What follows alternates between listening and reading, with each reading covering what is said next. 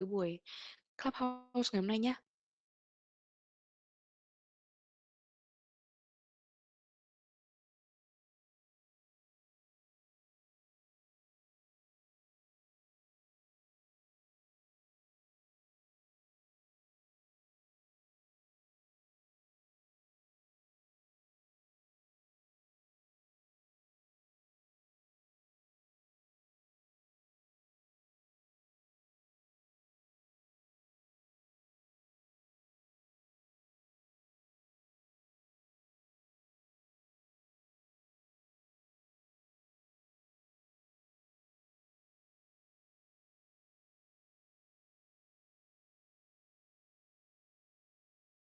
Ờ, mọi người có thể nghe thấy mic của em chưa ạ?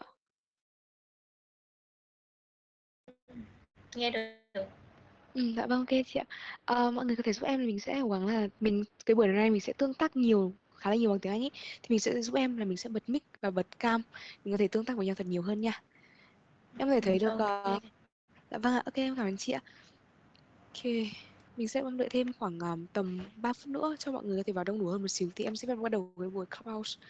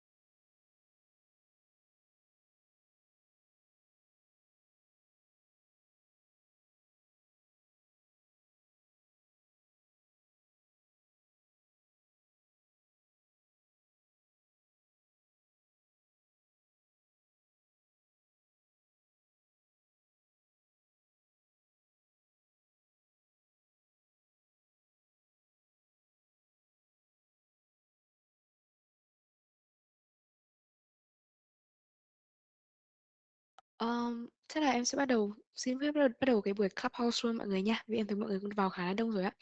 Okay, so yeah, good evening everyone, and my name is Ling again, and I'm from the academic department of Aroma, and today I will be the host for this clubhouse. Okay, and yeah, em tên là Linh ạ, và em đang thuộc bộ phận chuyên môn đào tạo của Trung tâm tiếng Aroma, và hôm nay thì em sẽ là người host chính cho cái buổi clubhouse của mình ạ. Thì một số anh chị cũng chắc đã cũng quen với em trước đấy rồi.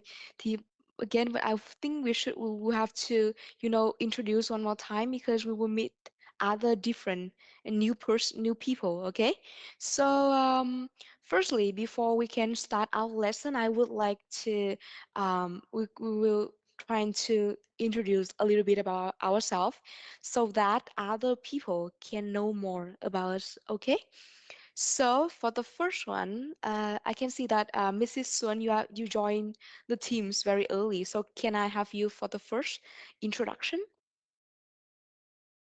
Miss Sun, are you Okay. here? Okay, perfect. Okay. Yeah. Okay. Let me introduce about myself. Yeah. My name is Son. I'm 34 years old.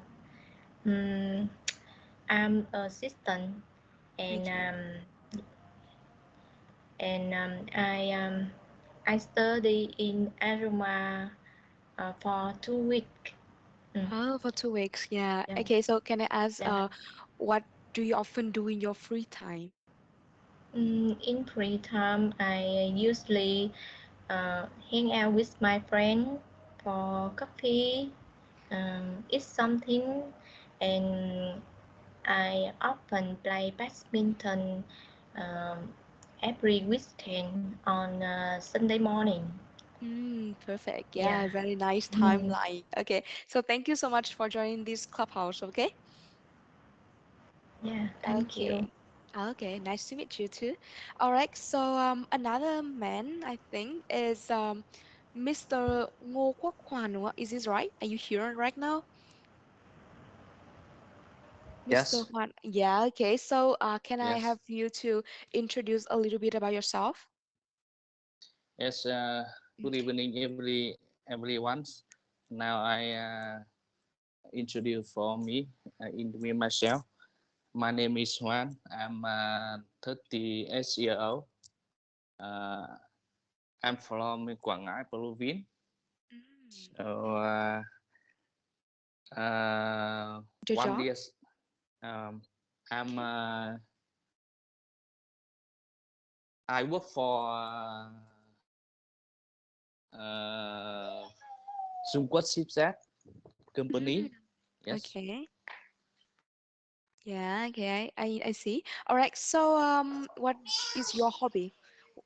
What do you like to do in your free time? Uh, I have some hobby, for Mhm. example, play football and play game. Okay. Uh, Football and play games. in my free time, I always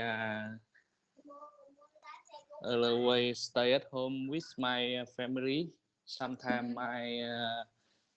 uh, I sometimes my family go to a supermarket Okay. and sometimes uh, we have a one travel small go to some play favorites. Yes. Yes, Okay. Yeah, that's all right. Okay, perfect. Thank you so much for your introduction and nice to meet you for the first time. Okay. yes, thank you. Okay, perfect. All right. So okay, another person I think is Mrs. Mui, right? Are you here? Because you joined the teams very early and I haven't known you before. Okay, Mrs. Muya, are you? The name is pretty special. Okay, so I think she's not here, right? Okay, so please, I will have another person. Okay, so please, Mr. Huang, are you here right now?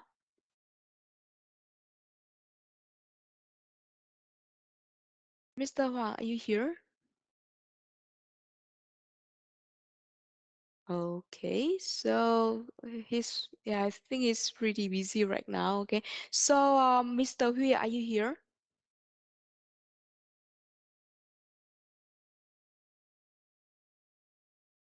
Okay. Oh, it's a little bit hard for me to invite you guys, right? Okay, so please, a person I think I know, Mr. Mr. Hill. I think I have seen you before, right? Okay, can I have you to introduce about yourself? Okay. Yes, Okay, nice to meet you again, right? yes. Okay. Hello, teacher and everyone. My name is Hiếu. I'm 32 years old.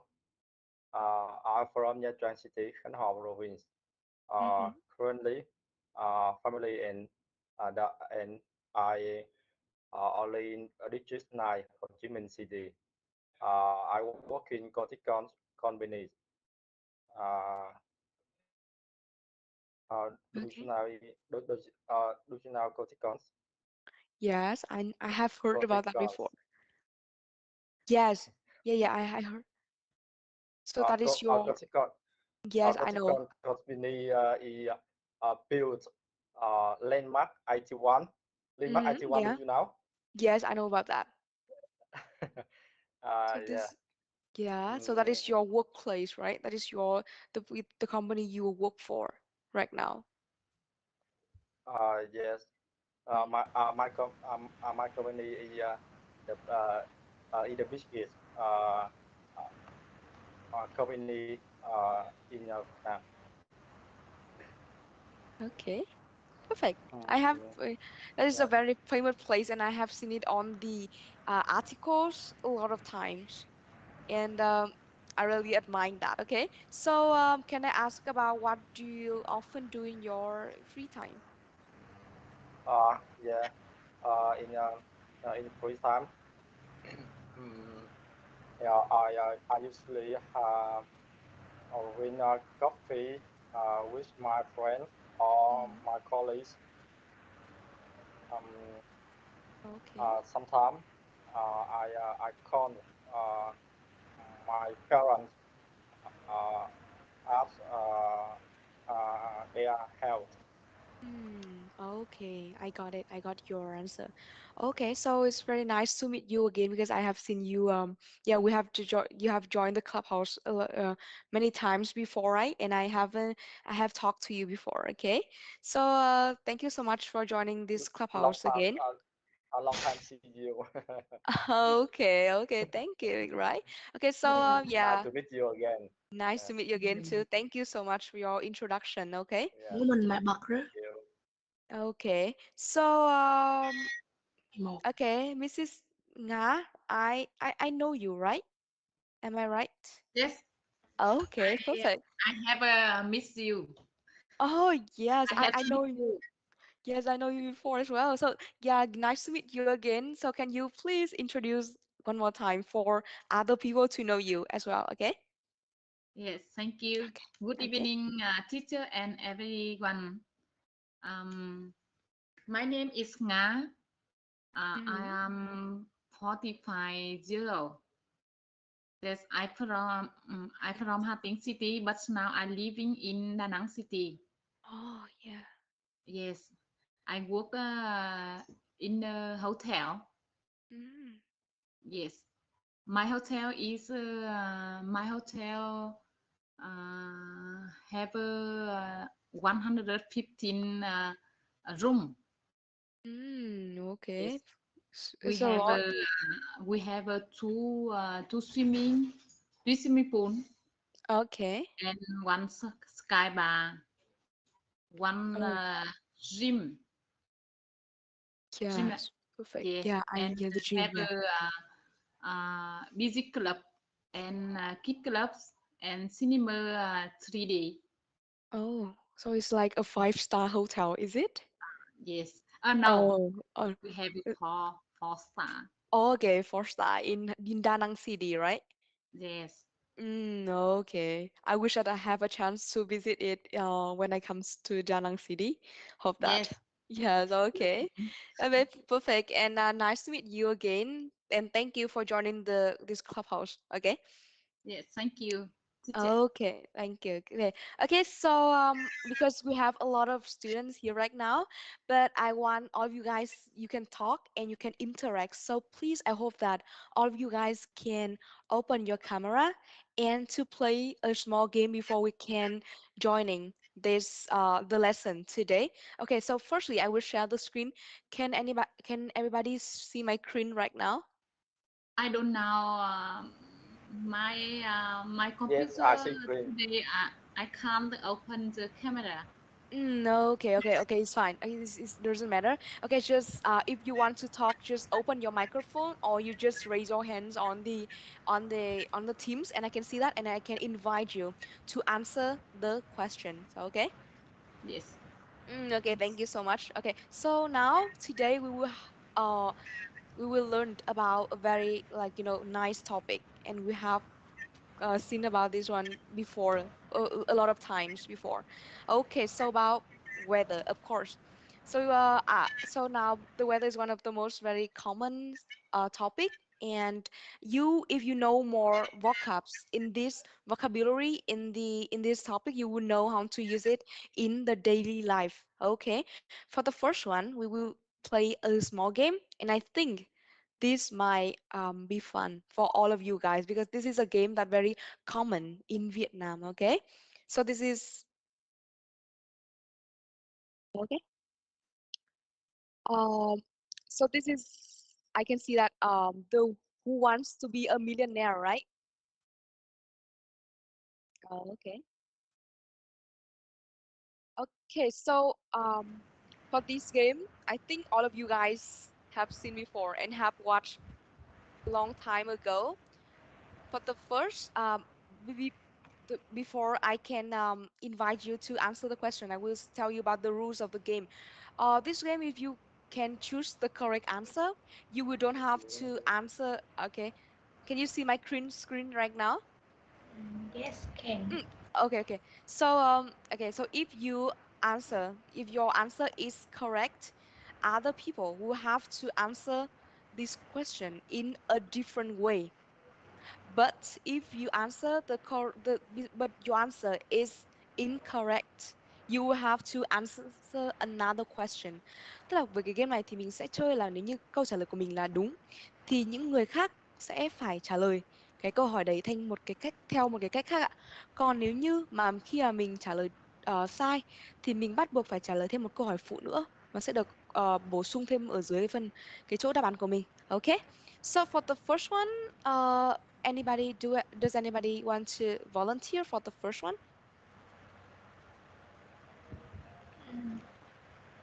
Can you raise your hand or you just uh I choose in B okay, in the so dance sports and Mrs. Nga, right? So yes, you choose B? I choose B Okay, in so the let's dance sport see. and greater. Proof books. Okay, so let's see the answer. Oh, it is not the correct answer, so please answer this question for me first. What's the weather like outside today, especially in Da Nang right now? In Da Nang right now it is rain. Okay, it is what is rainy? Yes, Okay, it's raining it's a right now. rainy having Oh, now. Yes. oh, okay, okay. Oh my God, it's raining. Okay, perfect. So that is your answer. Okay. Let me see. No. Okay, so who can answer this question for me one more time again to choose the correct one?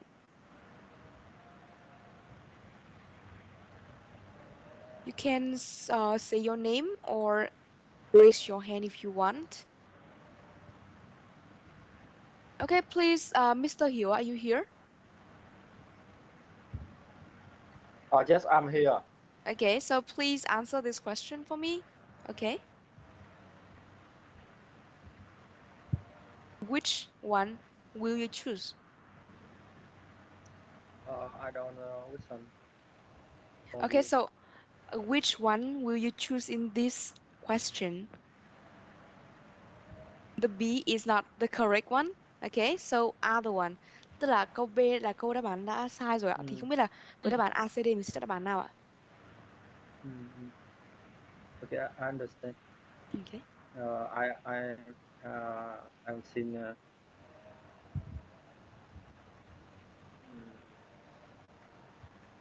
C, C. C. Okay. Yes. So the correct answer is it or not? Oh, this is also the wrong answer. So can I ask what is the weather like outside today in your place right now? Oh, it's not the wrong. It's not correct. Yeah. So I ask what's the weather like outside today in at your location right now? Mm,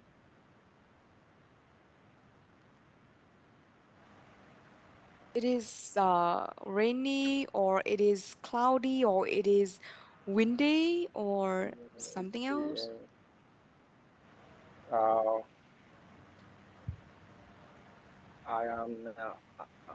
I like a cool weather. Cool weather Yes. with no rain, right? No rain. Okay, perfect. Okay, thank you so much for your answer. So about this one, I think. Oh, okay, so give a try, just one more try, just A or D. Okay, please. Let me see. Mrs. Thama, I can see your screen. Okay, right? Okay, can you choose for me, please? Uh, the answer B and C is incorrect, and is only and now we have only A and D. Okay? Okay. Mm-hmm. Hello, teacher. Okay, I can hear you right now. Yeah. Uh, A. A. Oh, okay, let me see. A. Oh, it's the wrong answer one. Oh my God. Okay, so can I ask Mrs. Thum, what is the weather like outside at your place today? Um, I like the weather work. Mm-hmm. And Okay. Wow. Okay, right, I see. So, please, can I know more about you? Please give me a little introduction about you, okay? Tell me about your name, your age, your job, okay?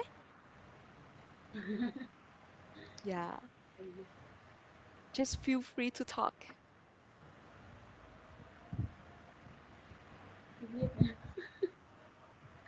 Vâng, chị Thắm ạ, lần đầu tiên em gặp chị thì không biết là mình có thể giới thiệu giúp em một xíu qua về mình được không ạ? Okay. Okay, yes.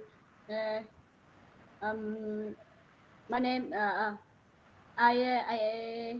I live in Ho Chi Minh City. Mm-hmm. Yeah. I am a student. Yeah. I 29 years. Okay, 29 years old. Okay, thank you so much for yeah, for meeting you a lot for the first time. Okay, so okay, so of course, if this is the wrong answer, it means our answer will be oh, okay, or the answer is wrong. Is it? No. Okay, so this is a mistake.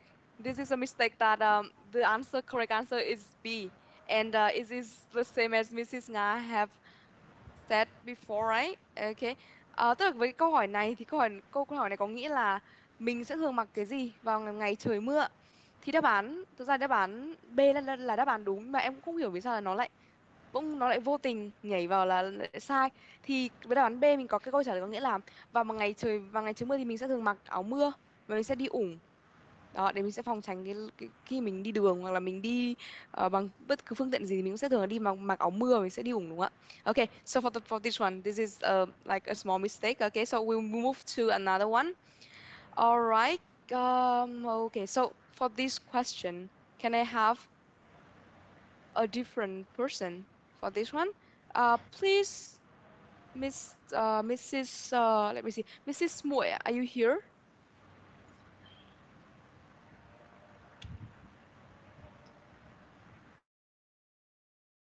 Mrs. Mo, are you here right now? I have seen you before, but I cannot see your open your camera.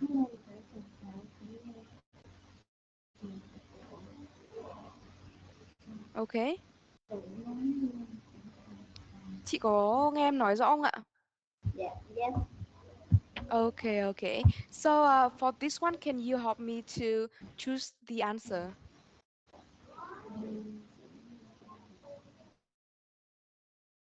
Yeah, yeah. Okay, so firstly I will read for you the question. Okay, can you want to choose what? A, B, C, or D? Đáp án D. B. Okay. So okay, okay, I got your answer. So let me check. Okay, this is not the correct answer. So please make two sentences with weather. Mình có thể giúp em hai câu đơn giản thôi cũng được mà có chứa cái từ weather được không ạ? Ừm, ừm, Okay, so where do you live now, Mrs. Muội? Em thấy chị nghĩ thời tiết Okay, so just think. ở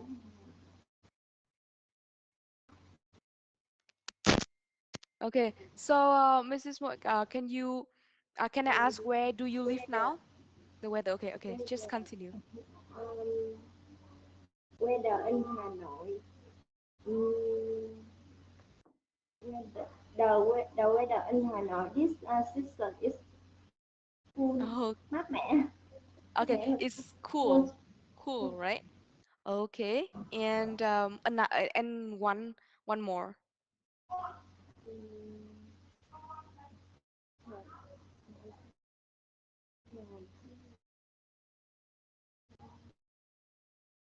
Um, You can say that the weather at the weather at the place you live now. the weather in Hồ Chí Minh City. The weather Hồ Chí Minh is rainy. Thời tiết Hồ Chí Minh Okay. mưa nhiều. Yes, it is correct. So the weather in Ho Chi Minh City is rainy. It's perfect. Okay. So yeah, so thank you so much for your answer. Okay. And okay, so for this question, I have choose the correct word. Global warming can cause extreme dot such as floods or heat wave. Tức là cái global warming tức là cái sự nóng lên toàn cầu có thể gây ra những cái gì đấy như là lũ lụt hoặc là cái sự gọi là những cái chiều cường các thứ. Okay. So for this one, what will you choose? D, the weather. The weather. B. Okay, so let me check if it's correct or not. Okay, yeah, so it's D. perfect. It's correct. Oh, Yeah, that is the weather. yeah, weather is the correct answer. Okay, so I will invite another one to make the sentence with this one. Okay, so I can see Mrs. Shen, your camera right now. Okay, can you answer? Can you make the a sentence with this one for me? Yeah. Oh, okay. Do you refer the hot or the cold weather?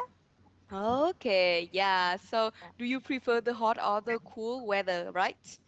Okay, I got your answer. Okay, so Mrs. Tran, nice to meet you again. And please introduce a little bit about yourself so that other people can know you more. By your Yeah. name, your age. Uh, Okay. yeah. Hello, teacher. Hello, everyone.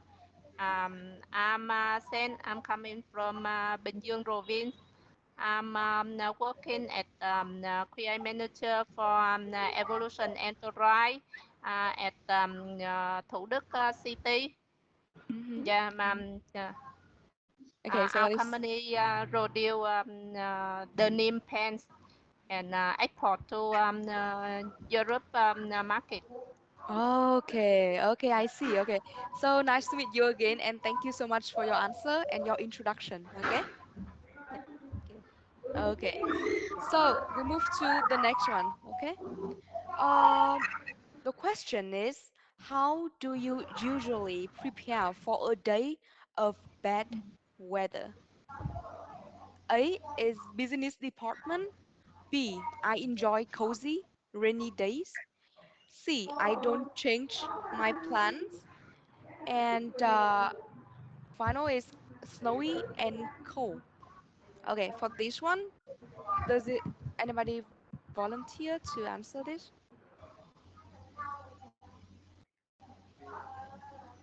Okay, so Mrs. Ben, right? Are you here? Yeah. Okay, okay, Mr. Ben. Please open your microphone again. I can. Okay. Okay, okay, I can hear you now. Okay, so please answer this one for me. So I think it's C. I don't change my plans regardless of the weather. Perfect. Okay, let me check if the answer is correct or not. Yes, amazing. It is absolutely correct. Okay, so I don't change my plans regardless of the weather. Okay, so Mr. Ben, can you please open your microphone and um, introduce a little bit about yourself? I'm sorry, my cam is not working now. Okay, so just Dead. introduce about yourself. Okay, it's fine, right? Yeah. I'm currently a music teacher. Music teacher. Perfect. Yeah. Yes, I'm teaching and piano. That's it. piano. Okay, and what is your real name? Because I can see, like, your nickname is here, but I don't know about your real name.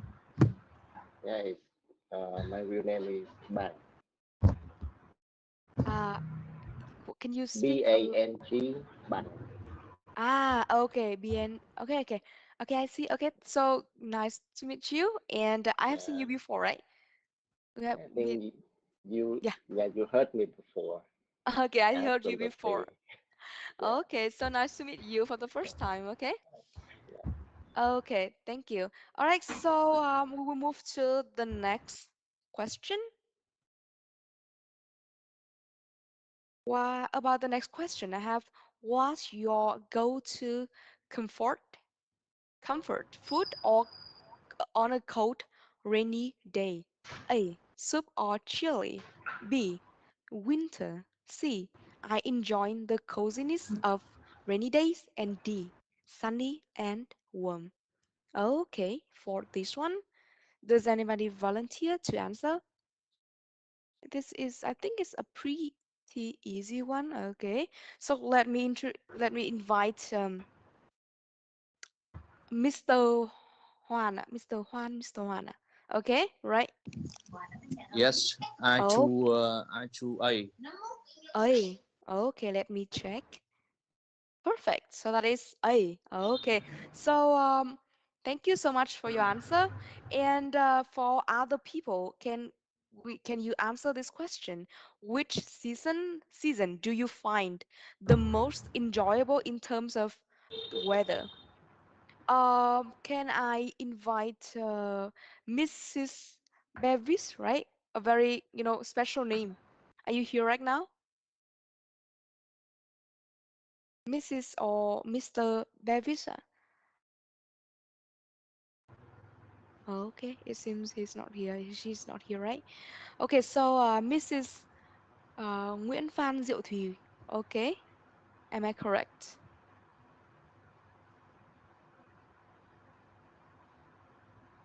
Okay, she's not here as well. So let me check. Mrs. Thama. Okay, you again, please help me with this one. Can you answer the question? Which season do you find the most enjoyable in terms of weather? Do you understand the question?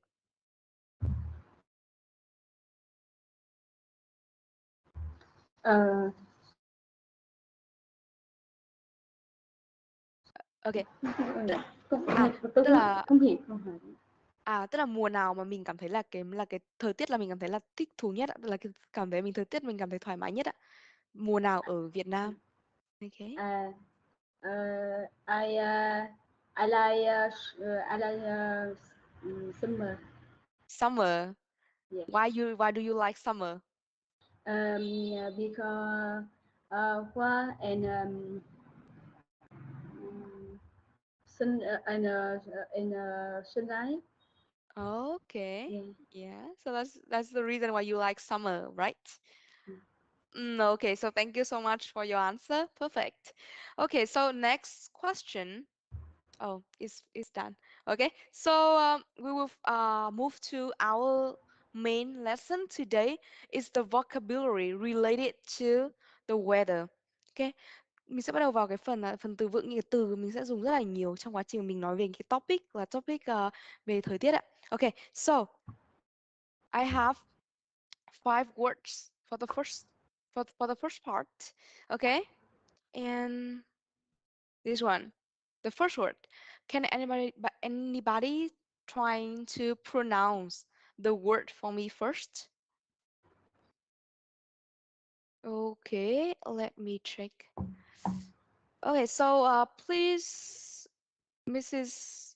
Nga. Okay, can you open your microphone and answer for the? Okay, so can you help me to trying to pronounce this one? Yes. It pleasant. Okay, and Pleasant. okay, and It is a mean the dễ thương. Okay, like cute, you mean? It's cute. Oh, okay, okay. So thank you so much. And another one, can anybody try to me to pronounce this one more time, Mrs. Thanh Xuân ạ? Okay. Pleasant. Okay, and the meaning? I think the meaning is hài lòng. Okay, thank you so much. So for the first word, we have pleasant, pleasant, pleasant. Okay, and the syllable, the stress is on the first syllable, pleasant. Okay, and đây Yes. là một tính từ ạ, và cái nghĩa của nó chính là dễ chịu, vừa ý. Okay, like your meaning. Okay, so the weather is beautiful, is cool, makes me feel pleasant. Okay, so that is the word pleasant. Okay, you can take note of this, or if I, I move too fast, just take a picture and then you can rewrite again. Mọi người có thể take note lại xong xong rồi em nói, hoặc là mọi người có thể chụp lại màn hình nếu như mọi người muốn, nếu như mọi người em không thể bắt kịp cái tốc độ nói của em. Okay, so the next word I have this one. Can anybody trying to give me the phonetics, how to pronounce this one, and the meaning, and also the word form? Okay, so Mrs. Shanna, can you? Atmosphere. And the word form, nó là tính từ động từ hay là It's trạng the số? adjective. Okay, and the meaning? Do you know the meaning of this word? Không khí trong lành. Okay, thank you so much. So for this one, okay, I have the phonetics, the word form, and the meaning. Okay, so chúng ta có từ cái phiên âm của nó đúng không ạ? Mình sẽ có từ là atmosphere. Trọng âm nhấn vào âm đầu tiên. Atmosphere. Yeah. Okay. Atmosphere. Yes, correct. Okay, so chúng ta có word form là nó sẽ là danh từ ạ. Và nó có thể hiểu sẽ là khí quyển, hoặc đơn giản hơn có thể là không khí. Okay. So please, so it will pronounce again. I will pronounce again. So this is atmosphere. Okay. Please let me check. Please, Mr. Ben, can you help me to pronounce this one again?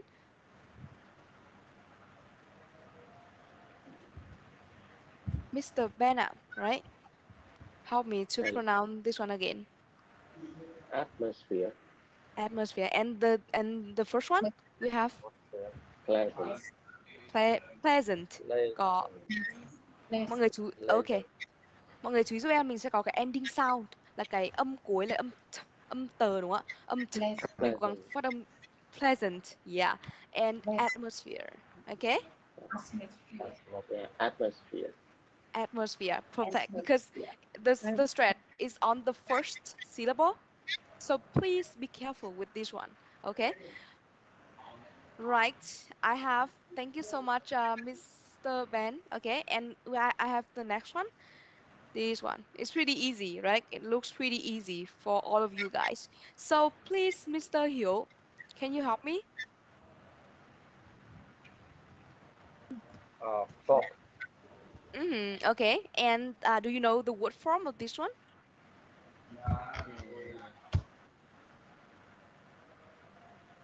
The word form. Mình có thể đoán xem là đấy là danh từ hay là động từ hay là tính từ gì đúng không ạ? Okay. Now. Form now. Now. And do you know the meaning? Sương mù. Meaning, I think the Okay. meaning is sương mù.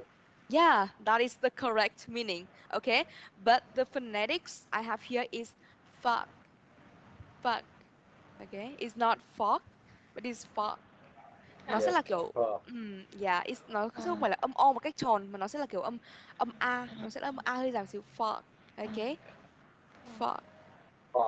Okay, yes, perfect. And the meaning is sương mù. Okay, mình sẽ có một cái từ là tính từ của cái từ fog này có nghĩa là foggy. Okay, I have a take note here. Okay, là có nghĩa là nó sẽ có nghĩa là nhiều sương mù ạ.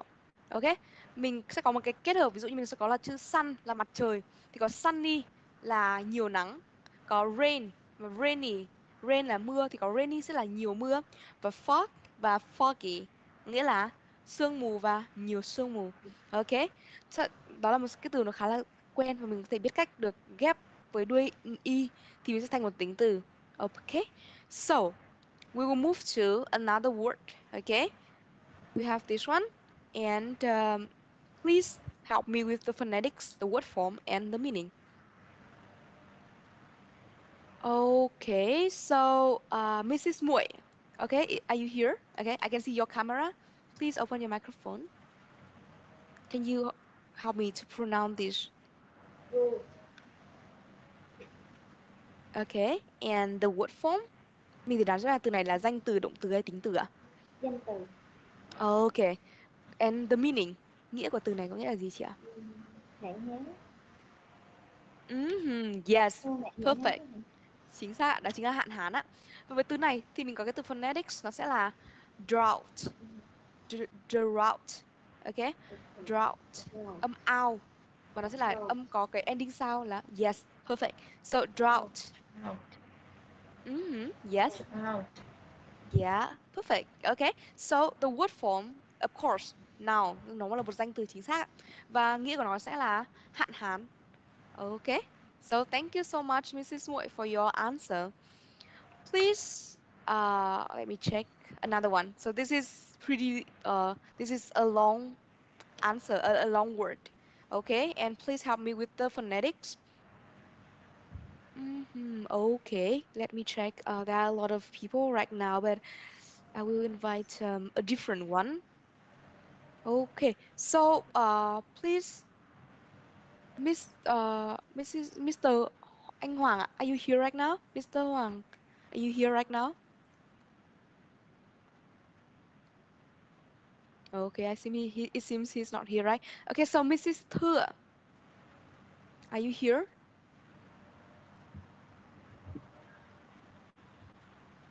Mrs. Thư? Okay, so it seems he's not here, right? Okay, so Mrs. Trâm ạ. Chị Trâm mình ở đây không hả chị? Oh, okay. Okay, I can hear your voice right now. So can you help me with this word? Precipitation. Okay, and do you know the word form? I think it's your nouns. Okay, yeah, of course, noun. Okay, and do you know the meaning? I don't know actually, but I guess it's a dự đoán. Okay, I see. Okay, so thank you so much For this one, we have precipitation. Precipitation. Okay. Precipitation. Precipitation. Nó sẽ có 5 âm tiết ạ. Và mình sẽ nhấn vào trọng âm thứ tư. Trọng âm thứ tư, yes, of course, trọng âm thứ tư ạ, là precipitation. Okay. And the word form is noun. Of course, đuôi ion sẽ là đuôi noun đúng không ạ? Và cái sự meaning của nó chính là lượng mưa. Nãy chị Trâm mình có nói là cái từ là dự đoán đúng không ạ? Thì dự đoán của nó sẽ là prediction. Okay? So that is prediction and it is totally different from precipitation. Okay? Prediction is nghĩa là dự đoán, sự dự đoán. Còn precipitation nó nghĩa là lượng mưa. Okay. So, đây sẽ là 5 từ đầu tiên của chúng ta đúng không ạ? Chúng ta có từ pleasant, atmosphere, fog, drought và precipitation. Mọi người có thể lưu ý giúp em một từ là cái từ precipitation. Thì những cái từ nào, bất cứ cái từ nào có cái đuôi kết thúc bằng đuôi ion. Precipitation. Precipitation. Mình có thể đọc chậm chậm trước. Precipitation. Yes, precipitation. Yes, đúng rồi chị Thắm, chính xác ạ. Okay. Okay, perfect. So, nếu như mọi người cảm thấy từ này hơi dài, hơi khó đọc thì mình sẽ cố gắng giúp em là mình sẽ đọc từng cái vế nhỏ một, tức là mình sẽ đọc từng cái syllables, từng cái tiếng một trước. Precipitation. Đúng rồi. Và khi mà mình cảm thấy là mình đã đọc được hết các cái syllables, các cái âm tiết tốt rồi thì mình sẽ nối với nó. Yes, mình sẽ đọc nhanh hơn. Precipitation. Perfect. Yeah, that is the way we pronounce the word. Chính xác ạ. Đó. Và cái mọi người nhớ giúp em là bất cứ những cái danh từ nào, những cái từ nào có đuôi kết thúc là ion thì nó nghiễm nhiên là danh từ ạ. Và mình sẽ luôn nhấn trọng âm vào âm đầu, âm ngay trước nó luôn mọi người nha. Ok, vì có chữ tation. Chính xác ạ. Ok, ai có thể giúp em là who can volunteer to pronounce all the 5 words one more time? Okay. Okay, I can see 2 hands. Mrs. Nguyễn Vân, are you here, right? Is it? Mr. Hiếu. Okay, please help me to pronounce this again. And after that, Mrs. Thùy. Okay. Number 1, pleasant. Number 2, atmosphere. Okay. Number Atmosphere. 3, Atmosphere. atmosphere. Trong âm mình sẽ nhấn vào âm đầu tiên anh nhé. Atmosphere. Yes, atmosphere. Okay, okay. Next. Number 3, fog. Perfect. Okay, next. Number 4, drought. Perfect. And number 5? Number 5, precipitation. Chính xác. Okay, thank you so much. All right. So I can see Miss. Okay, I will have to prioritize Mrs. Thùy because you raised your hand pretty early. Okay, Mrs. Thùy, help me to pronounce 5 words again.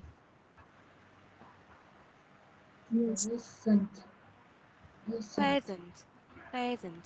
Âm e mọi chị nha. Pleasant. Okay, next. Atmosphere. Âm giữa nó sẽ là âm ơ. Okay, so atmosphere. Okay. Yeah, okay. For the third one. Atmosphere. Okay, yeah, perfect. Okay, so the third one. Từ thứ ba. Fog. Fog. Fog. Okay, yeah. Number 4.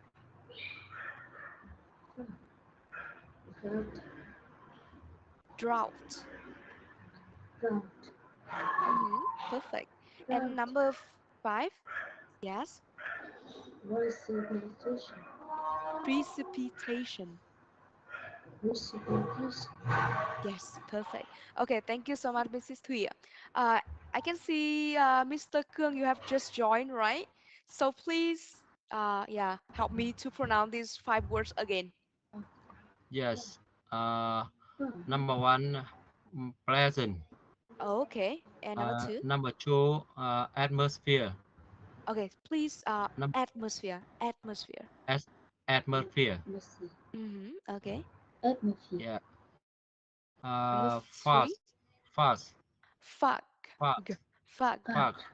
Okay. Fast. Number 4? Drought. Drought. Drought. Drought. Drought. Okay. Drought. Number 5? Precip precipitation. Precipitation. Precipitation. Chính xác. Okay, correct. Thank you so much, Mr. Kương have joined. Okay, so we Yeah. will have 5 words again for you guys to practice more. Okay, we'll move to another 5 words. Okay, so we have 6 to 10. For the first one, I have this one. Okay, please, Mrs. Sun, you are raising your hand, so I will invite you. Can you help me to pronounce this one? Yes. Freezing. Okay, and the Freezing. word form. Thì để là từ này là tính từ hay là động từ hay là gì? Adjective. Okay, and the meaning? All now. Okay, all now. Thì red, bút, cống. Okay, Đông đá. okay. A lot of meanings, right? For one word, a lot of meanings.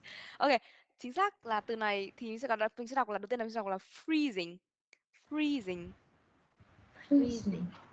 Okay, and the first syllable, and we will straight at the first syllable. What form? Of course, adjective, right? And the meaning? Giá rét, giá lạnh, rét buốt. Okay, we have freezing. Alright. So, với từ này thì mình sẽ thấy để nếu như mình thấy cái tủ lạnh của nhà mình đúng không ạ? Mình sẽ có cái chỗ là freezing là cái từ là có từ chữ freeze là từ làm lạnh ở trên tủ đá ấy ạ. Đó. Hoặc là với cái từ freezing này thì mình cũng sẽ có những cái từ ví dụ như là từ freeze. Freeze là làm lạnh là bằng động từ. Ok? Và cái từ một cái tính từ của nó nữa là frozen.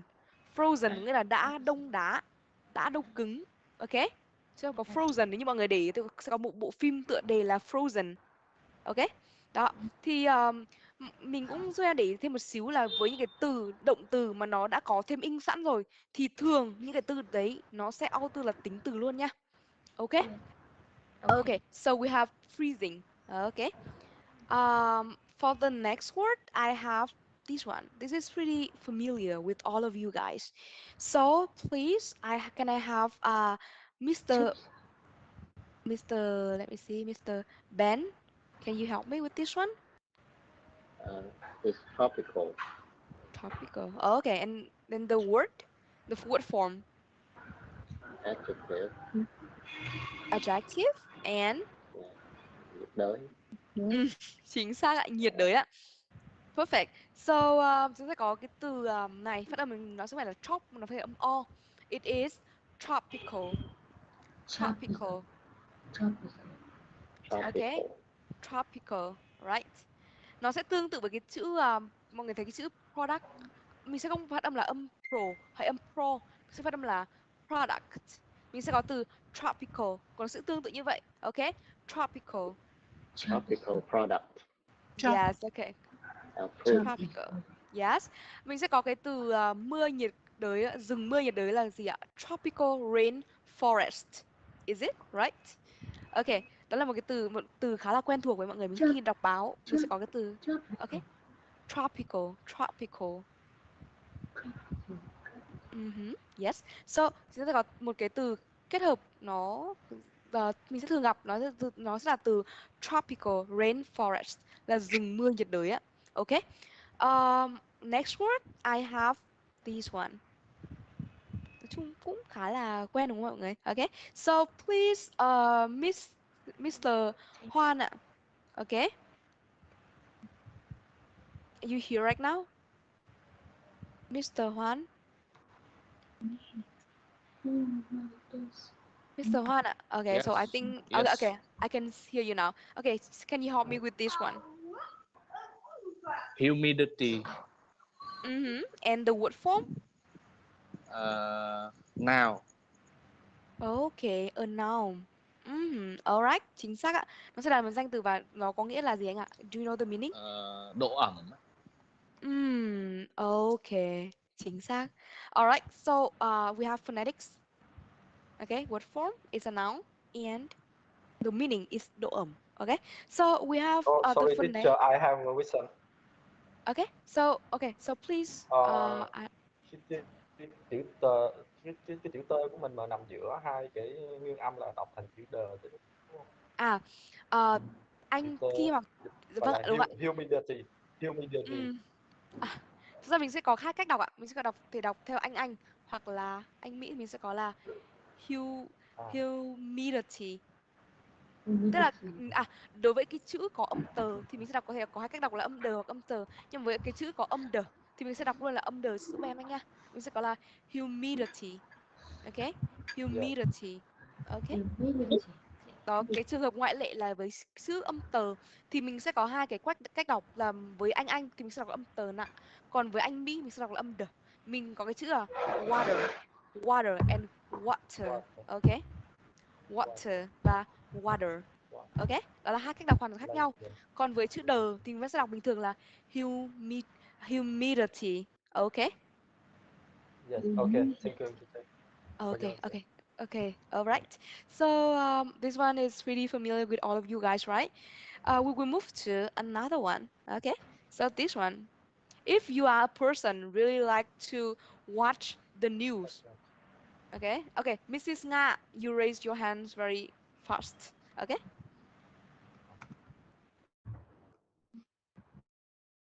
Mrs. Nga. Focus. Okay, and the word form? It is noun.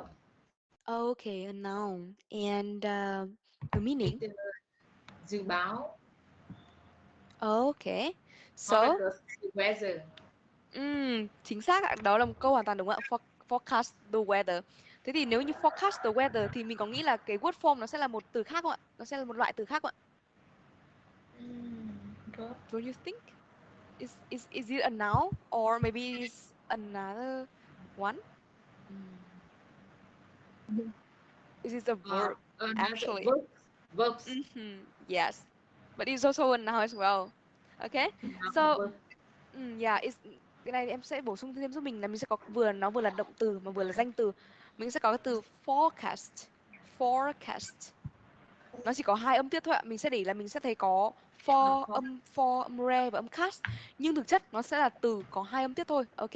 Mình có chữ forecast. Perfect. Yes, forecast. Và nó vừa là động từ và vừa là danh từ mọi người nha. Mình sẽ có cái chữ là forecast. Forecast là nó sẽ là vừa là động từ và vừa là danh từ, đều nghĩa là dự báo. Ok, mình sẽ có là weather forecast, nghĩa là dự báo thời tiết. Nó là một cụm luôn mọi người nha. Mình có thể dùng là weather forecast nó là hoàn toàn là một cụm đi được với nhau. Ok, hoặc mình sẽ có là forecast station là cái trạm dự báo. Mình có forecast station hoặc là weather forecast có nghĩa là dự báo thời tiết. Ok, đó là những cái cụm từ đi liền với nhau và sẽ thường được sử dụng khi mà mình dùng trong giao tiếp. Mình cũng có thể dùng được những từ như vậy. Ok. Okay, so we will move to the final words for this one. It is very easy, right? Okay, for this one, can I have a new one? Okay, let me check a new person for this one. Okay, so Mr. Hai. Okay, are you here? Temperate. Mr. Hai, are you in the Teams right now?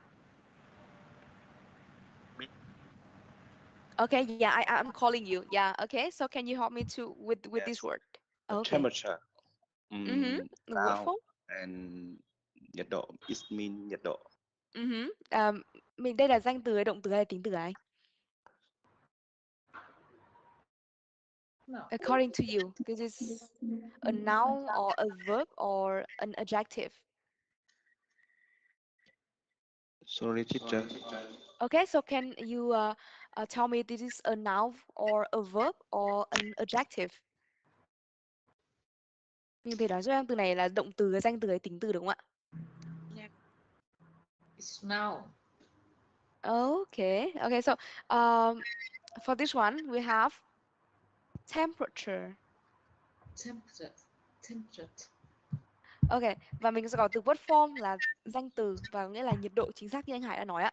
Và với cái từ này mọi người sẽ để giúp em là nhìn về cái cấu tạo từ, nó có vẻ là 4 âm tiết nhưng thực chất nó lại có 3 âm tiết thôi ạ. Nó sẽ có 3 âm là temperature và cher. Ok, temperature. Mình sẽ, nếu như mình được cảm thấy đọc kiểu nhanh quá hơi khó, mình sẽ tách âm từng một cho em là temperature và cher. Temperature. Okay. Firstly, please, temp. Per. Ch. Temperature. Chính xác. That is the way we pronounce the word. Okay. So temperature, right? The syllable is on the first syllable. Okay. Excuse me, teacher. It is the now the same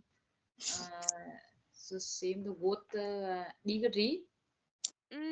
Okay. So yeah, it's the meaning. It's the same as degree. Okay. Từ degree thì nó sẽ là độ chung. Temperature sẽ là một cái từ nhiệt độ chỉ dùng cho thời tiết thôi chị ạ. Ok, mostly sẽ dùng cho thời tiết. Còn degree thì mình sẽ còn dùng trong các cái độ của, ví dụ như độ nóng, độ lạnh của nước. Đấy, hoặc là trong các cái công thức hóa học mình sẽ có cái từ degree là cấp. Yes. Degree bằng cấp. Chính xác, nó cũng có nghĩa là bằng cấp. Ví dụ như mình có master degree là bằng tiến sĩ, mình có bachelor degree nghĩa là bằng thạc sĩ. University degree. Yes, university degree. Yes. Okay. Và degree thì cũng có nghĩa là nhiệt độ, chính xác như chị Nga đã nói. Tuy nhiên thì độ ở đây thì nó có vẻ là nó sẽ là dùng cho nhiều loại hơn. Mình có nhiệt độ, những cái độ sôi, độ nóng, độ lạnh. Ok, thì nó sẽ là thiên về độ, ví dụ trong các cái công thức hóa học các thứ. Còn với temperature thì nó sẽ dùng mostly, là nó sẽ thường dùng nhất cho nhiệt độ ngoài trời. Ok. Okay, thank you. Ok. Hoặc là mình sẽ để thấy là mình có cái chữ nhiệt độ, mình ở các cái thời tiết, ví dụ như các cái trạm báo khí tượng thủy văn á, mình sẽ có cái chữ là temperature 2 chấm, rồi nó sẽ có là ví dụ 38 độ C. Thì độ C đấy nó sẽ, mình có thể cho cái độ C đấy là degree cũng được ạ. Ok. Đó là cách dùng của temperature và degree. Về mặt nghĩa thì nó gần như là tương tự nhau. Tuy nhiên về cách dùng thì nó sẽ có hơi một số cái đặc biệt một xíu. Ok. So that is okay. So that is the final 5 words that I'm gonna show you, and I want to invite two to 3 people to help me pronounce these 5 words again, and I can check your pronunciation. Okay. So I can see Mrs. Tran, you are raising your hand very fast. Okay. So please, you first.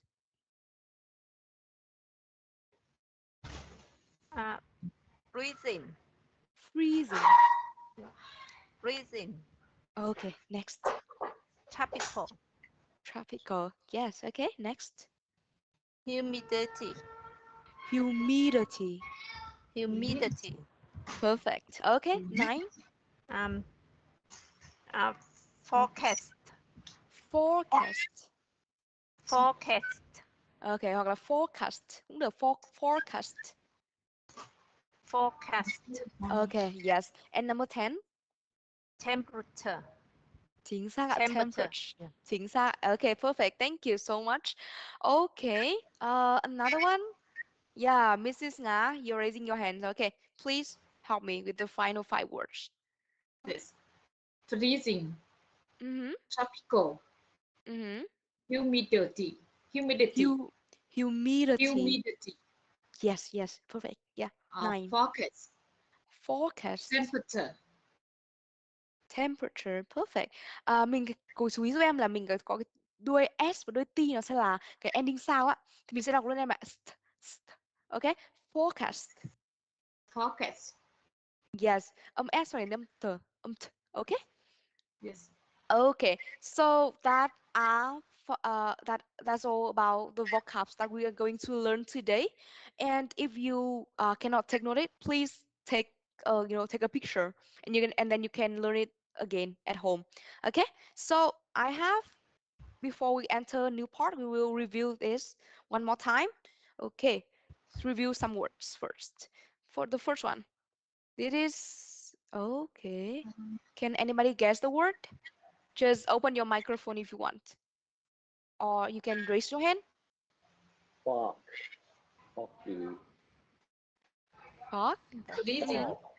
Fog. Freezing. Okay, fog, freezing.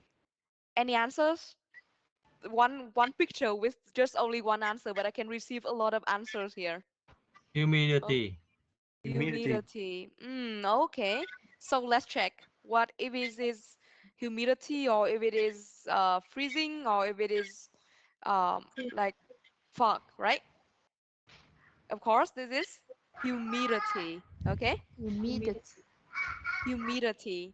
Chúng ta sẽ có đây là chúng ta có chữ độ ẩm, đúng không ạ? Khi mà không khí ở ngoài vào tác động với cái chênh lệch khi có sự chênh lệch nhiệt độ giữa cái không gian bên ngoài, không gian bên trong, nó sẽ tạo ra cái độ ẩm, right? Và nó sẽ thành những cái giọt nước ở phía trên cửa, đúng không ạ? Right. So chúng ta sẽ có một cái ví dụ là the humidity in the room made it feel quiet, uncomfortable during the hot summer afternoons. Ở Hà Nội thì mình sẽ có một cái loại thời tiết là nồm, đúng không ạ? Thì mình sẽ có là cái độ ẩm. Thì chính cái độ ẩm nó cũng tạo nên cái sự nồm ở trong cái căn nhà của mình. Is it right? Okay. So mình sẽ có là cái chữ độ ẩm này ở trong phòng làm cho nó khá là không thoải mái khi vào mùa hè và buổi chiều mùa hè. Okay? That is an example of humidity. Okay? So we have the next one. Oh, the picture can tell everything, right? Is it? Yes, correct. So this is atmosphere. Atmosphere. Atmosphere. Yes, atmosphere. Mọi người chú giúp em là cái âm giữa này nó sẽ là âm ơ. Nó sẽ không phải là âm o. Okay? Atmosphere. Atmosphere. Perfect. Atmosphere. Okay. Yes. So với cái từ atmosphere, từ tầng cái tầng khí quyển hoặc là không khí, đúng không ạ? Mình sẽ có một cái cấu trúc là the tropical. Mình sẽ có một cái ví dụ là the tropical island had a relaxing atmosphere with warm breezes and clear blue skies. Tức là với một cái đảo, cái đảo nhiệt đới, đúng không ạ? Thì sẽ có một cái không khí, một cái tầng khí quyển, một cái không khí nó rất là trong lành, nó rất là thoải mái, cùng với gió nhẹ mà ấm và bầu trời trong xanh. Alright, là một ví dụ. Okay, it's a very, very interesting example, right? Okay, so we have this one. It's fog. Yes. Fog. Yeah, Fog. exactly. Yeah, this is fog, right? Fog. Fog. Okay. Nếu như mà một bầu trời nhiều sương mù, có sương mù thì mình sẽ dùng từ gì ạ? Bầu trời nhiều sương mù. Foggy. Exactly, foggy, right? Yes, as I have mentioned. Perfect. So we have the thick fog enveloped the city, reducing visibility to just a few feet. Tức là cái bầu trời đầy sương mù này nó đã bao phủ toàn thành phố ạ. Okay, so I have to I have to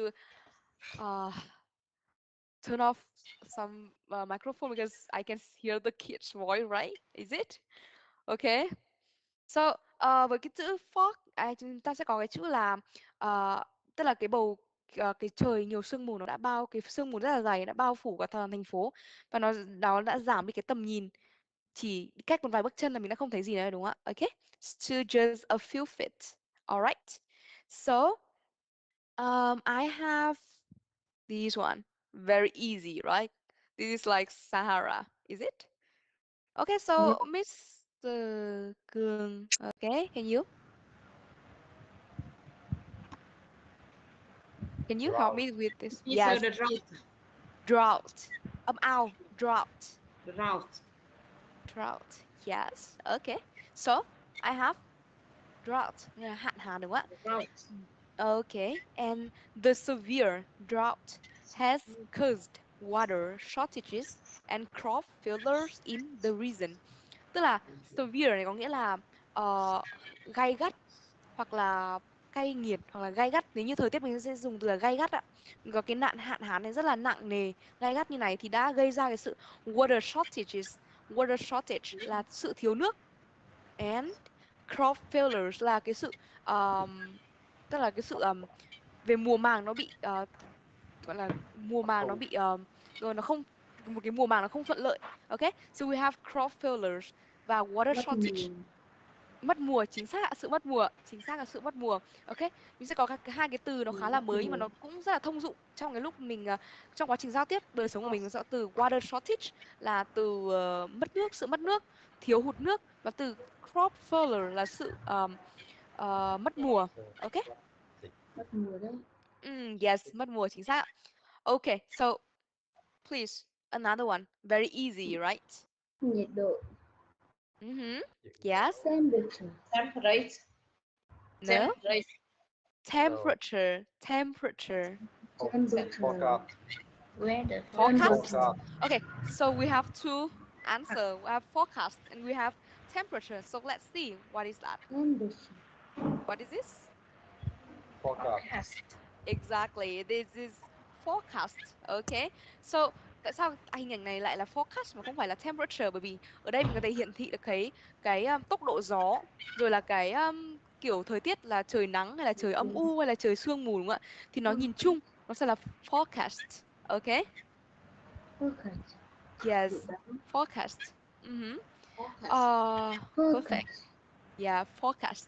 Okay, so sẽ có là the weather forecast predicts heavy rain and thunderstorms for tomorrow afternoon. Sẽ có là cái dự báo thời tiết nó sẽ dự báo được cái mưa nặng hạt, và thunderstorm là cái sấm chớp, sấm sét for tomorrow afternoon. Ok, đó là một số từ khá là mới và khá là dài một xíu, thì mình có thể take note lại trong cái lúc em đang nói, hoặc là mình có thể nhìn vào cái chỗ chat box chat, có những cái từ sẽ note lại đấy cho mọi người mình thấy được. Ok, mọi người take note và keep track được với từ đấy. Ok, so we move to this one. So what is it? Weather. Weather? So, từ chữ weather thì có đúng không ạ? Vì nãy giờ mình học chữ weather thì cũng đã quá dễ với anh chị rồi đúng không ạ? Is it? Nhiều mưa. Nhiều mưa. Lượng mưa, cái lượng mưa. Yes. Precipitation, right? Precipitation, right? Okay, so we have the precipitation last night consisted of a mix of rain and snow, making the roads slippery. Chúng ta sẽ có từ precipitation, okay? Precipitation, okay? Và mình sẽ có cái chữ là lượng mưa, đúng không ạ? Và mọi người thấy ở cuối cái câu này có cái chữ slippery có nghĩa là dễ trơn trượt. Ok, dễ trơn trượt ạ. Slippery. Ok, mình có thể take note lại mọi người nha. Ok, tức là trời mưa xong đường ướt, đó, dễ bị trơn trượt. Alright. Okay. Oh, okay. I'm sorry.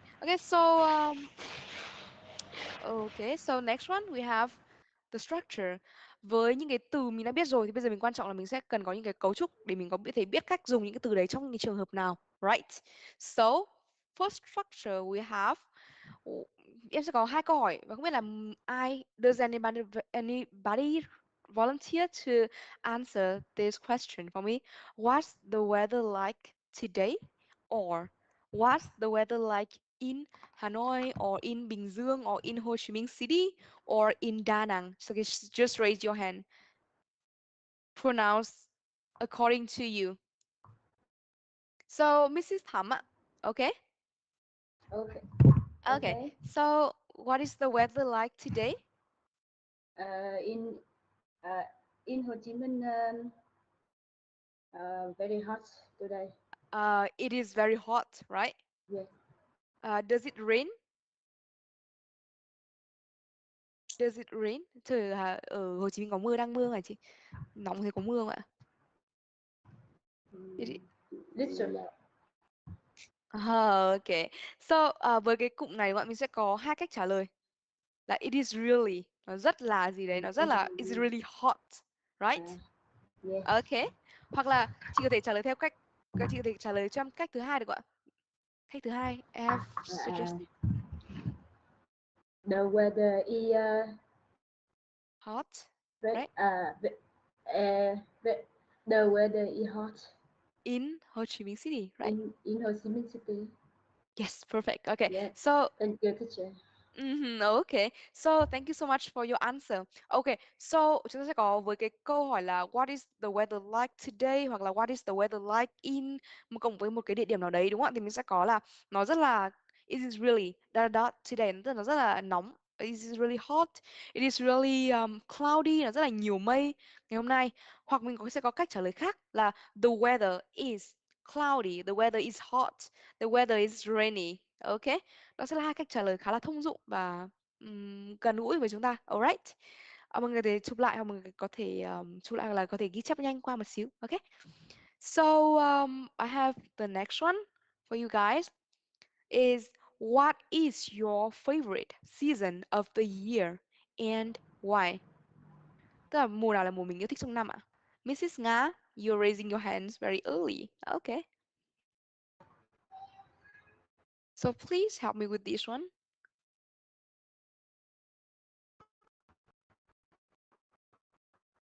Mrs. Nga? My favorite season is summer because summer have a lot of sun. I can swimming in. I can go to the beach for swimming. Yes, okay. Yeah, so that is the reason why you like summer, right? And also, in Hating City we have beach, right? Yes, yes. And yeah, and you go to the beach, right? Perfect. So, okay. So we have two ways to answer this one. We have my favorite season is, and I really enjoy, or I have an example to make you uh, know about this one more. Okay, so my favorite season of the year is spring. It's not too cold, and the anticipation of a good summer puts me in a good mood. Nghĩa là cái thời tiết mà tôi yêu thích là trong năm là mùa xuân ạ. Nó không quá là lạnh, và bởi vì là cái anticipation, tức là cái sự trước đến của cái sự mùa hè, mùa xuân, xuân hạ thu đông, phải là mùa xuân đúng không ạ? Mùa xuân trước đấy thì nó sẽ giúp tôi có một cái cảm giác tâm trạng hơn để mà thấy bước vào một cái mùa hè. Alright, so that is the reason why we like I like spring. Okay, so I can see Mr. Hiếu, you are raising your hands, right? So can you help me to use the structure and use the structure to describe your favorite season? Yes. Okay. My favorite season of the year is autumn. Autumn. Okay, so Because why? in my opinion, autumn is very beautiful to Mm, travel with my family okay. or my friend. Yes. Mm-hmm.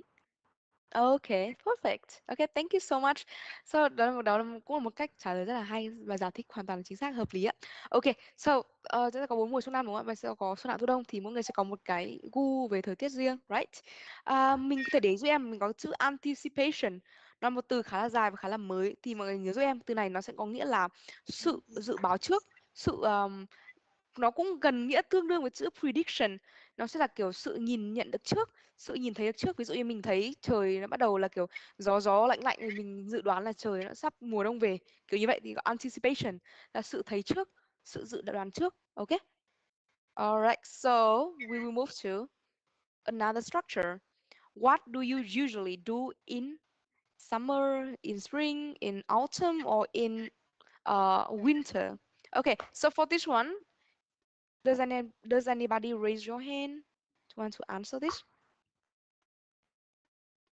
An easy one, right? Okay, so I will invite Mrs. Thủy. Okay, Nguyễn Phan Diệu Thủy, you. So can you help me to pronounce this one? You Yes. have helped me to answer this one. Okay, so what do you usually do in your favorite season? My favorite my favorite season is spring. I like it because the the summer is warm, Mm-hmm. warm and uh, mm, many many flowers, Mm-hmm. many um, holidays. It's spring. I can I can travel go travel with my friend, my family, and uh, I uh, I enjoy it. Okay. Yes. Okay, I see. Okay, so you really enjoy it, right? So với cái này em sẽ có cho mình hai cái cấu trúc khác nữa, mình có thể dùng để tham khảo thêm. Okay, em sẽ có là during, ví dụ during summer, during winter, during spring, my family and I always. Ví dụ em sẽ có là during summer, my family and I always go to the beach. Okay? Hoặc là có cách dùng khác, mình sẽ có là this weather is perfect for doing something. This weather is perfect for going to the swimming pool or going to the beach. Or maybe like you go to uh, going outside or going to the mountain, go to climbing, right? Okay. Uh, about the structures, does anybody volunteer to answer this? Okay, so please, Miss Thanh Xuân, can you help me to answer in two ways? Okay, if you want. Okay. Uh, I live in Ho Chi Minh City, but I like the autumn in Hanoi. Oh, So really? in this season, I often travel to Hanoi City. Mm, The weather of this season is perfect. perfect. Yeah, it's not hot. It's quite cool. Yeah, and we can wear the warm clothes. Mm, Mm-hmm. Yes, yeah, and and yes, that's it. okay.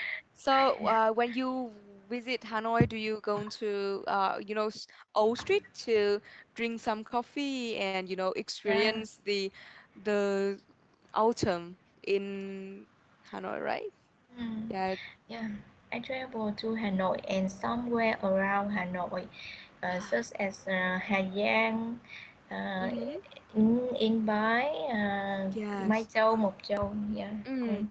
During that time, I think it's very an ideal to go to those places because you can some places the flowers is blooming right now, and you can Yeah. take a lot Yes. of pictures really like Hazang as I have mentioned. Okay, so Yeah. have a good trip to you. Okay, so please, Mr. Hill. Okay, can you use the first structure for me, please? Yes. Mm, Okay. I like the summer. Mm-hmm. During summer, I take my children traveling and have a lot of time with them to play sports such as swimming, cycling, and climbing mountains. Mm-hmm. Okay. In my opinion, that I'm thinking. Mm-hmm. Okay, perfect. So you like climbing the mountains, right? Yes.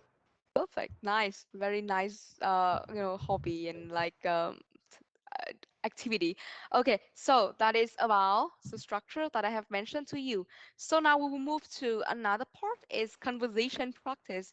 So this may cost a lot of time and I think I will just so you will trying to practice it and then I will invite somebody to help me with the conversation one and conversation two so that I can check for you guys and also give you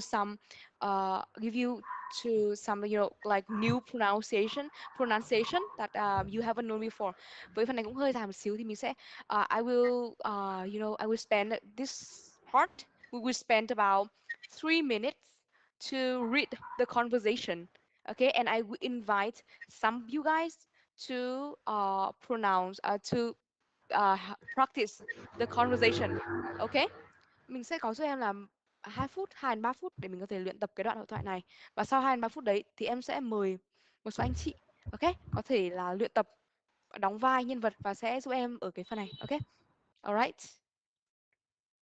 So now it's 24, so 26 I will come back and then I will invite somebody to who volunteer or just raise your hands and I will invite them to practice the conversation. Okay, so let's practice.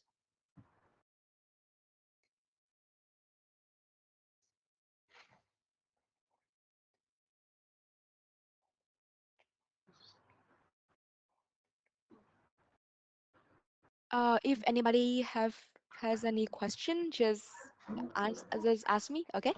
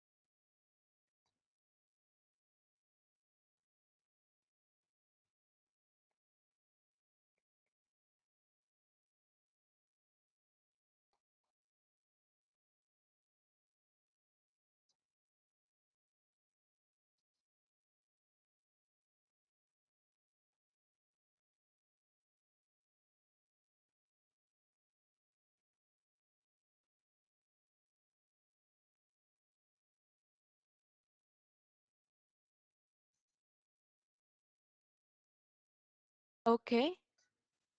So let's practice it. Okay. So is anybody volunteer?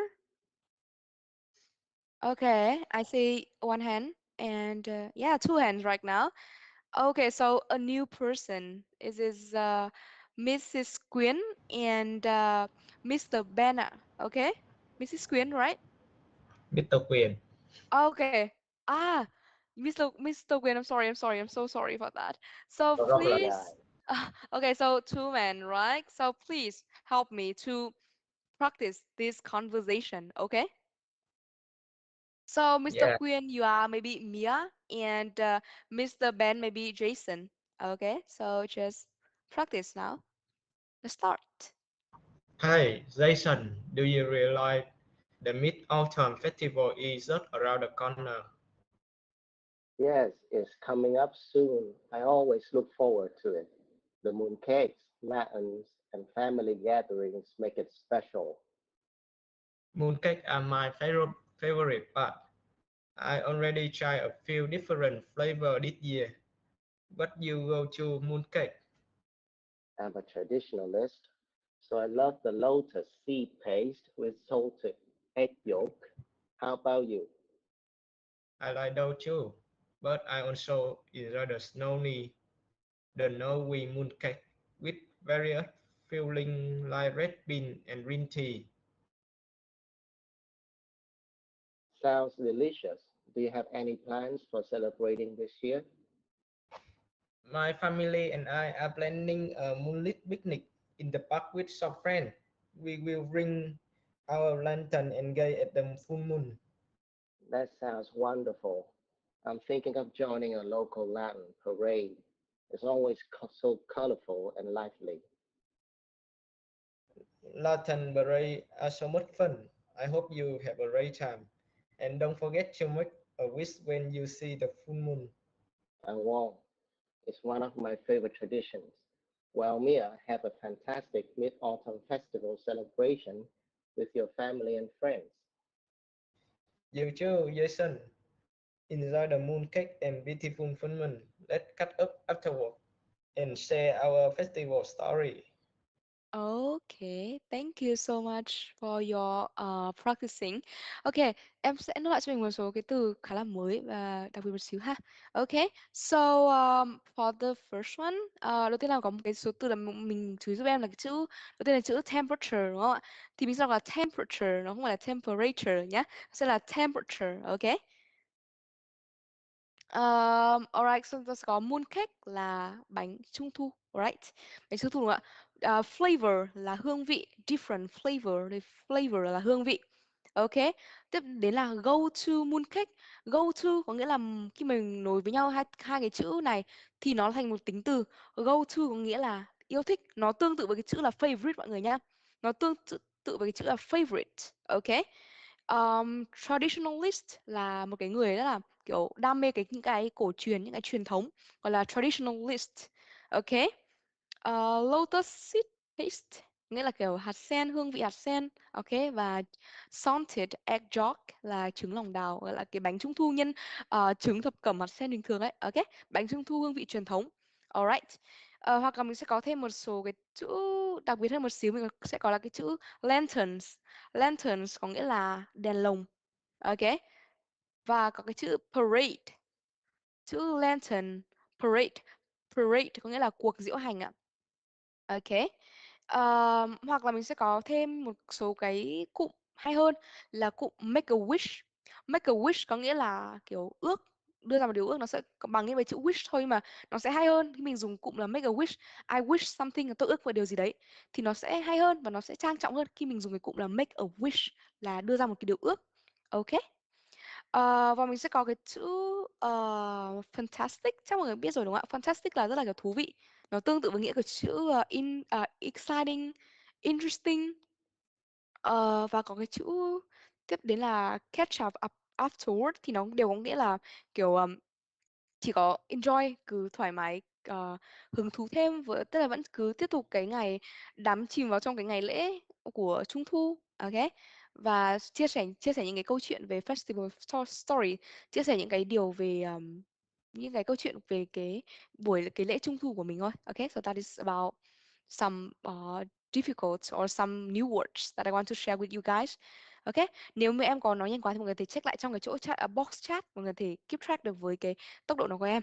Alright, so that is about conversation one, and if nobody have any questions, I will just move to another slide. Okay, so we have conversation two, Linh and Ming. So we come back to Vietnam right now. Okay, so for this one, does anybody volunteer? Okay, so please, Mrs. Thanh Xuân. Okay, and for Ling. And what about Ming? What about Ming? So let me check. Okay, Mr. Ben, you are raising your hands very early, but I think I have to. Okay, I will spend this. I will prioritize a different one. Okay, so Mrs. Trần Anh, you will be Ming. Okay. Mrs. Xuân is Ling and Mrs. Okay, Anh. yes, Yeah. ready. Okay, so let's start right away. Hey Ming, have you heard that winter is on its way to Vietnam? Yes, I can already feel a slight chill in the air. Vietnamese winters are mild, but I enjoy the change in atmosphere. Absolutely. Absolutely. Speaking of atmosphere, the fog can be quite magical during winter, especially in the northern regions. It sure can. I'm thinking of visiting Sapa for that foggy charm. Have you been there before in winter? I haven't been to Sapa in the winter, but I heard it's an entirely different experience. The fog adds this magical quality to the already stunning landscapes. I've seen pictures of the terraced fields covered in frost, and it looks like a fairy tale. Imagine walking up in a cozy homestay with a view of the fog-covered valley. It's on my bucket list for sure. That sounds incredible. The idea of Trekking through the foggy forest is so appealing, and the chance to connect with the local communities adds depth to the experience. Well, Min, if you plan to trip to Sabah, count me in. Experiencing the fog, the freezing temperatures, and the risk counter together would be an adventure to remember. Absolutely, Ling. Let's plan it out and create some unforgettable memories in Sabah this winter. Okay, perfect. Okay, thank you so much, Mrs. Ảnh and Mrs. Xuân for your sharing. Okay. And sẽ có một số từ khá là mới đúng không ạ? Thì em cũng xin phép được giải thích luôn cho mọi người có thể dễ hiểu hình dung dễ hơn nha. Ok. Next one sẽ có cái chữ là slight chill in the air, thì cái slight chill đó nghĩa là có một cái sự rất là thoải mái nhẹ nhàng. Đó, cái từ chill cũng là cũng khá là quen rồi đúng không ạ? Đó. Thì tiếp theo là mình sẽ có cái chữ ờ, mind, chữ mind, MILD, thì có nghĩa là kiểu nó khá là ờ, tức là gọi là êm dịu, nó không bị gắt quá, nó khá là kiểu thời tiết tiết trời nó cứ nhẹ nhẹ, kiểu đang se se lạnh một xíu, gọi là cái chữ mind. Ok, ôn hòa dịu dàng. Alright. Tiếp theo là có một từ khá là đặc biệt là cái chữ chữ foggy thì em đã nói rồi đúng không ạ? Charm. Charm là sự cuốn hút, sự cuốn hút, sự thu hút, nó giống với cái chữ attraction. Ok, nó giống với chữ attraction, nó nghĩa là sự cuốn hút. Thì kiểu ở Sapa, đặc trưng của Sapa chính là sương mù đúng không ạ? Mình sẽ có chữ foggy charm là một cái sự kiểu cuốn hút về mặt sương mù, kiểu nó rất là nhiều sương ở trên đấy. Nó là một cái nét đặc trưng của khu vực của vùng Sapa thì chính xác đúng không ạ? Và charm là một danh từ mọi người nhá. Charm nghĩa là sự cuốn hút, sự mê hoặc. Ok. Tiếp theo là mình sẽ có cái chữ mystical quality. Nó sẽ là kiểu thiên về những cái chất lượng, gọi là chất lượng nếu mà chất lượng khá là kiểu gọi là tốt rồi là thoải mái, kiểu at the fog at this mystical quality to the already stunning landscape, tức là cộng với những cái landscape là những cái không gian bao trùm nó đã rất là kiểu ngoạn mục tuyệt vời như vậy rồi, cộng với cái chất lượng không khí nó cũng khá là mystical, đúng không ạ? Thì tạo nên cái vùng Sapa. Alright. Tiếp theo là cái chữ em có cái chữ cozy. Cozy nghĩa là ấm áp ạ. Ok, ấm áp, một cái homestay khá là ấm áp. Ok. Valley, valley là đồi. Ok, fog covered valley là một cái đồi bao phủ bởi sương. Ok. Tiếp theo là một chữ count me in. Count me in có nghĩa là tính cả tôi vào, thì nó cũng là một cái cụm, kiểu một cái cách nói khá là ngắn gọn. Chúng ta có chữ count me in thôi, cũng không có gì quá là phức tạp. Ok. Next one I have the word bucket list.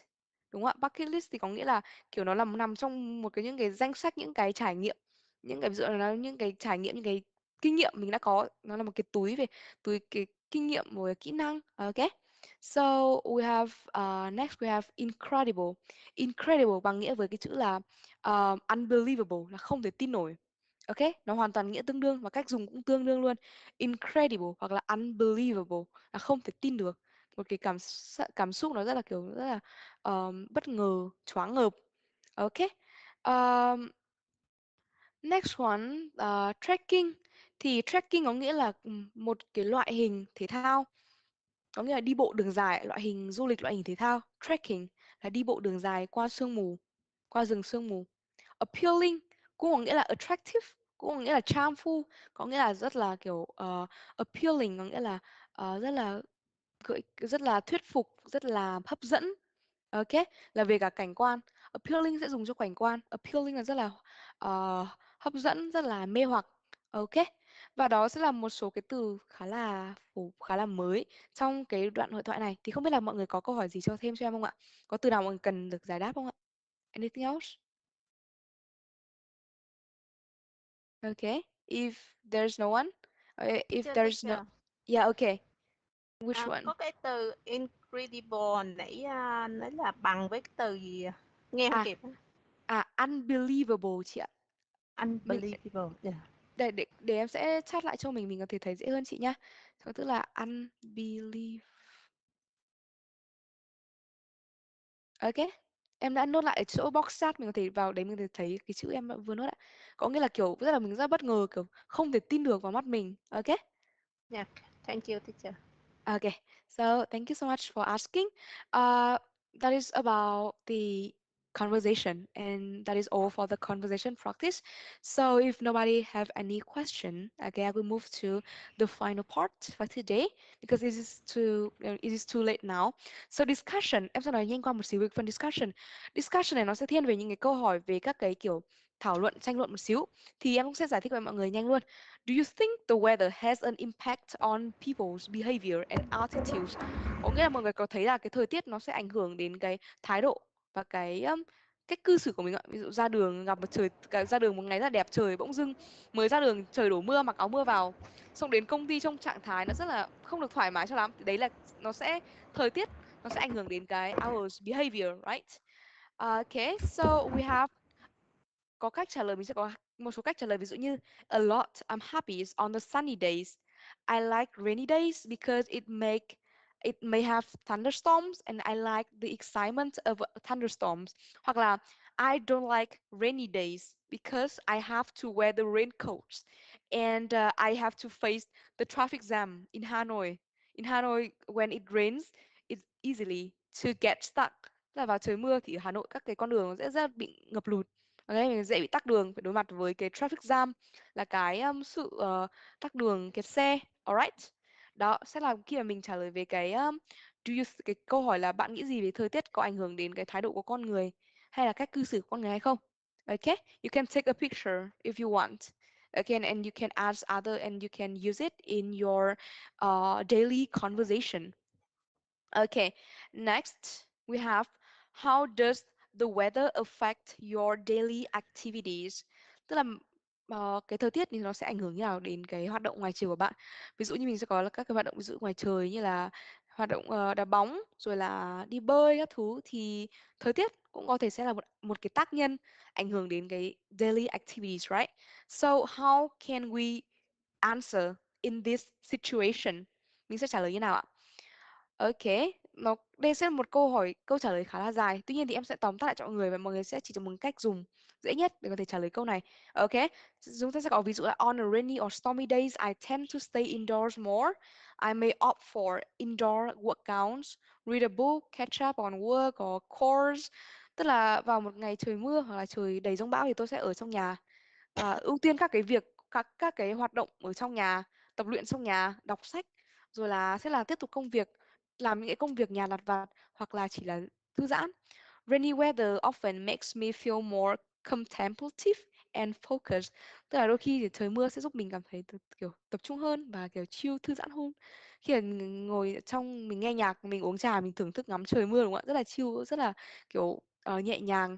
Ok, so với cái câu hỏi này thì mình có thể trả lời là on rainy days hoặc là on cloudy days, on sunny days thì I will go to the beach, I will go to the pool or go outside to go out with my to have some coffee with my friends. Okay, like that. Alright. Hoặc là mình sẽ trả lời là when I in rainy weather, I often drink some coffee and listen to music. It makes me feel relaxed. Okay. Đó sẽ là cách, bởi vì thời tiết nó cũng sẽ ảnh hưởng đến cái tâm trạng của mình mà, is it right? Nó sẽ cũng hoạt động ảnh hưởng đến những cái hoạt động ngoài trời của mình.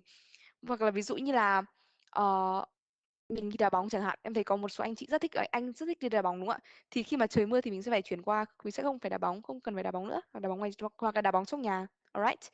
So that is the way weather affects our daily activities. Okay, you can take the picture and you can apply it in your life. Mình có thể áp dụng vào đời sống khá là nhiều. Đó.